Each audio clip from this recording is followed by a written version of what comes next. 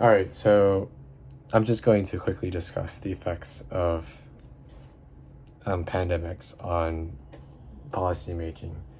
And the most relevant and recent example of this to most of our memories is President Trump and COVID-19, who did a rather pretty poor job in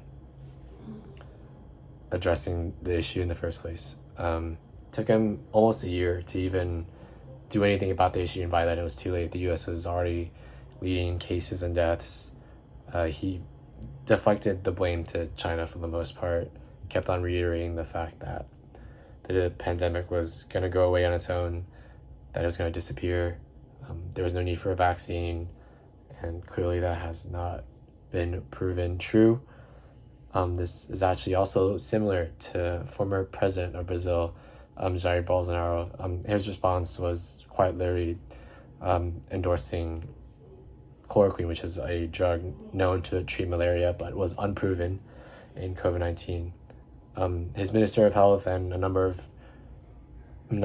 of medical practitioners and Bolsonaro himself was aware of the fact that this was a very risky move because it was never tested to treat COVID. But he did it anyway, just to relieve himself of the responsibility of leading a nation through a health crisis, which should be one of his responsibilities. I think both Trump and Bolsonaro succumbed to the pressure that a politician may experience during a pandemic, and the fact that there's a lot of scientific confusion. There's new discoveries being made. Some scientific findings may contradict one another, and so it's up to them to decide what information is most accurate so that they can guide their countries out of the pandemic as quickly and safely as possible without disrupting normality, even though it is a bit hard to disrupt or to not disrupt normality with COVID because there's there's lockdowns all over the world to varying degrees. And I think when issuing a lockdown, it's really important to understand the social effects that come with that. Because we're all humans, we're animals of emotions and individual independent thoughts. We thrive on socialization. So, and lockdowns take that away from us. We can't really interact with friends, family, coworkers, etc. And that leads to negative mental health effects. And so when considering a lockdown, a politician needs to consider the effects of its effects on the human mind.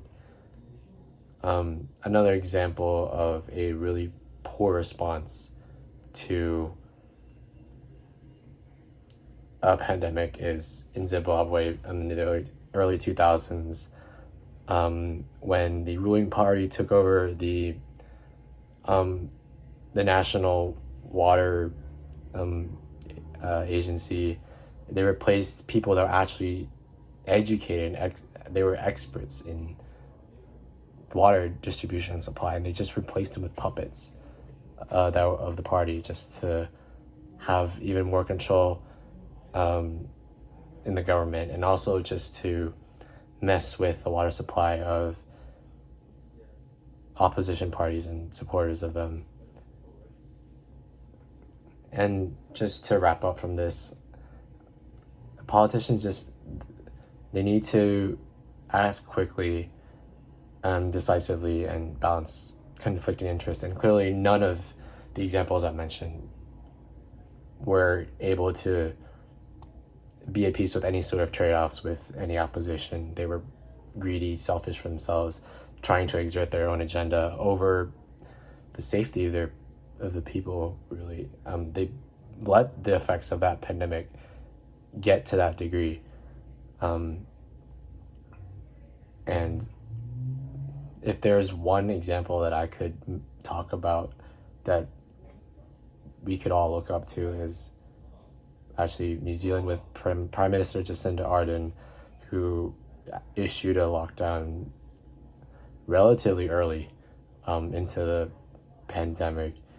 And New Zealand is a unique country because it's a chain of islands. It's borderless.